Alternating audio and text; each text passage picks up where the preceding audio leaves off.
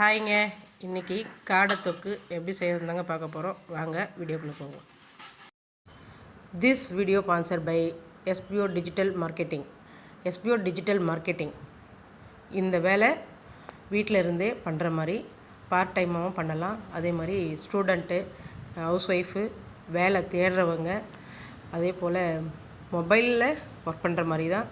நமக்கு social media பற்றியும் கொஞ்சம் தெரிஞ்சிருக்கணும். ஓகேங்களா? எந்த டைம்லனாலும் நீங்கள் ஒர்க் பண்ணலாம். அப்படி உங்களுக்கு விருப்பம் இருந்தால் இந்த நம்பருக்கு கான்டாக்ட் பண்ணுங்கள் வாட்ஸ்அப்பில். ஸ்கிப் பண்ணாதீங்க. பெரிய தப்பு. தினம் 300 ரூபாய் சம்பாதிக்க அரிய வாய்ப்பு. இன்ஸ்டாகிராம், ஃபேஸ்புக் பயன்படுத்த தெரிந்தால் போதும். Content post and content publishing மூலமா தினம் 300 ரூபாய் சம்பாதிக்கலாம். இந்த வேலை செய்ய 5 நிமிடம் போதும். Work training support, group communication support, all language customer live chat support, முக்கியமா சொந்தமா ஒரு பிசினஸ் ஸ்டார்ட் பண்ற அளவுக்கு உங்களால கற்றுக்கொள்ளவும் முடியும், சம்பாதிக்கவும் முடியும். இந்த வேலை வாய்ப்பு வழங்குவது 5 வருடத்திற்கு மேல ரன் ஆகிட்டு இருக்க நம்ம தமிழ்நாட்டு company school of business organisation private limited. மேலும் விவரங்களுக்கு டிஸ்கிரிப்ஷன்ல கொடுத்திருக்க நம்பருக்கு வாட்ஸ்அப் பண்ணுங்க. ஹாய்ங்க, இன்றைக்கி வீடியோ பார்க்கும்போதே தெரிஞ்சிருக்கோம். இன்றைக்கி காடை தொக்கு தாங்க செய்ய போகிறேன். அதுக்கு என்னென்ன தேவைன்றதுனால பார்த்துக்கலாம் வாங்க. காடையை கழுவி க்ளீன் பண்ணி வச்சாச்சுங்க. கருவேப்பிலை கொஞ்சம், வெங்காயம் கொஞ்சம் வெட்டி வச்சுருக்கேன். கொஞ்சம் தொக்குன்றதுனால கொஞ்சம் பொடியாகவும் அரிஞ்சு வச்சுருக்கேன், கொஞ்சம் பெருசு பெருசாகவும் அரிஞ்சு வச்சுருக்கேங்க. சும்மா ஒரு பாதி வெங்காயம் கொஞ்சம் பெருசாக வச்சுருக்கேன், மீதியெல்லாம் வந்து பொடியாக தாங்க இருக்குது. அதுக்கடுத்து தக்காளியை 1 அரைச்சி வச்சுருக்கேங்க. கொஞ்சம் பாதி வந்து முழுசாக வெட்டி வச்சுருக்கேன். ஓகேங்களா? இப்போது தாளிக்கிறதுக்கு ரெடி ஆகிடலாங்க. எண்ணெய் தேவையான அளவுக்கு ஊற்றியாச்சு.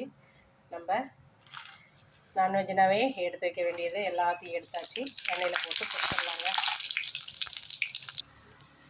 அடுத்து வெட்டி வச்ச வெங்காயத்தை போட்டுடலாங்க. கருவேப்பிலையும் சேர்த்து தாங்க போட்டிருக்கேன். ஓகேங்களா? நம்ம வந்து தொக்கு மாதிரி தான் பண்ண போகிறோம். ஓகேங்களா? அதனால தான் நல்லா பொடியாகவும் இருக்கும், கையில் தெரியாதுன்னு சொல்ல போனாங்க. ஓகேங்க, வெங்காயம் நல்லா வதங்கிடுச்சு. முழுசாக இருக்கிற தக்காளியும் அரைச்ச தக்காளியும் போட்டுடலாங்க. அதோடவே சேர்த்து ஊற்றிடுங்க. ஏன்னா வந்து நமக்கு ரெண்டுமே வதங்கணும், அதே மாதிரி தக்காளியோட வாசனையும் போகணும். ஓகேங்களா? நல்லா எண்ணெயிலே கொஞ்சம் கலரி விட்டுருங்க. சீக்கிரம் வேகிறதுக்கு அடுத்து என்ன பண்ணணும்? உப்பு போடணும். கொஞ்சம் போல் பழுப்பு சேர்த்துக்கலாங்க. இது கொஞ்சமாக தான் சேர்க்குறேன், அப்புறமா இல்லைன்னா கொஞ்சம் பார்த்து போட்டுக்கலாங்க. ஓகேங்க, வெங்காயம் தக்காளி நல்லா வதங்கிடுச்சு. இப்போ அடுத்து இஞ்சி பூண்டு சேர்த்துக்கலாங்க. நல்லா எண்ணெயிலே வதக்குங்க. ஓகேங்க, அடுத்து நம்ம காடை எடுத்து போட்டுடலாங்க. காடை பார்த்திங்கன்னா 2 தாங்க வாழ்ந்துருக்குது. ஓகேங்களா? இது வந்து மசாலா நம்ம போடுற காய்கறி, வெங்காயம் தக்காளி எல்லாம் பார்த்திங்கன்னா 2 காடைக்கு தகுந்த மாதிரி தாங்க. மேக்ஸிமம் ஒரு 1/4 கிலோக்கு மிச்சமாக தாராளமாகவே இருக்குங்க. அளவு பார்த்திங்கன்னா கறியோட அளவு ஒரு 1/4 கிலோக்கு தாராளமாக இருக்கும். ஓகேங்களா? நல்லா இதை எண்ணெயிலேயே கலரி விடுங்க. நல்லா கொஞ்சம் நேரம் வதங்கட்டும். ஓகேங்க, கறி நல்லா எண்ணெயில் வதங்கிடுச்சு. இப்போ நம்ம மசாலாலாம் சேர்த்துக்கலாங்க. கொஞ்சம் போல் மஞ்சள் பொடி போட்டுக்கலாங்க. அடுத்து மிளகாய் பொடிங்க. இதில் வந்து நான் இப்பயும் சொல்கிறேங்க, எந்த வந்து மிளகாத்தூள் எல்லாமே சேர்ந்தாப்பில் தான் அரைச்சி வைப்போம். தனியாக மிளகாத்தூளும் தனியா மஞ்சத்தூள் இந்த மாதிரிலாம் தனியாகலாம் அரைக்க மாட்டாங்க, எல்லாமே ஒன்றா தான் சேர்ந்துருக்கும்.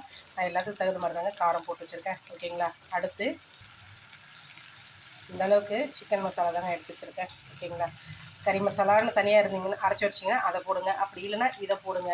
அப்படியும் அதுவும் இல்லைனாக்கா மட்டன் மசாலா நல்லா டேஸ்ட்டாக இருக்குங்க. அது வந்து கரெக்டாக கரம் மசாலா வாசனைக்கு வரும், மட்டன் மசாலா. ஓகேங்களா? இப்போ நல்லா கறியோட மசாலாவை கலந்துடுங்க. அடுத்து தண்ணி ஊற்றிடலாங்க. ஓகேங்க, தேவையான அளவுக்கு தண்ணி ஊற்றியாச்சு. நல்லா கொஞ்சம் நேரம் கொதிக்க விடுங்க. ஏன்னா கறி கொஞ்சம் நல்லா வேகணும், நல்லா மசாலாவும் நல்லா ஊறணும். ஓகேங்களா? ஏன்னா நம்ம காடை தொக்கு பண்ணியிருக்கோம், எதுவும் வந்து பீஸு சின்ன சின்னதாக வெட்டலை.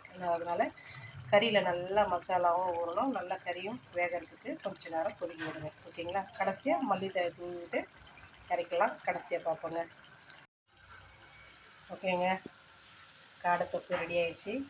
கடைசியாக இறக்குறதுக்கு முன்னாடி ஒரே ஒரு 1/4 டீஸ்பூன் வந்து பெப்பர் பொடி போட்டுருங்க. ஓகேங்களா? அடுத்து நம்ம மல்லித்தழையை தூவிடுங்க.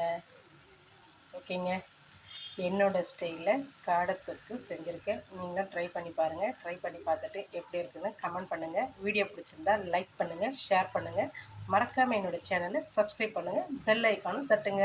ஓகே ஃப்ரெண்ட்ஸ், நெக்ஸ்ட் வீடியோவில் பார்ப்போம். பாய்.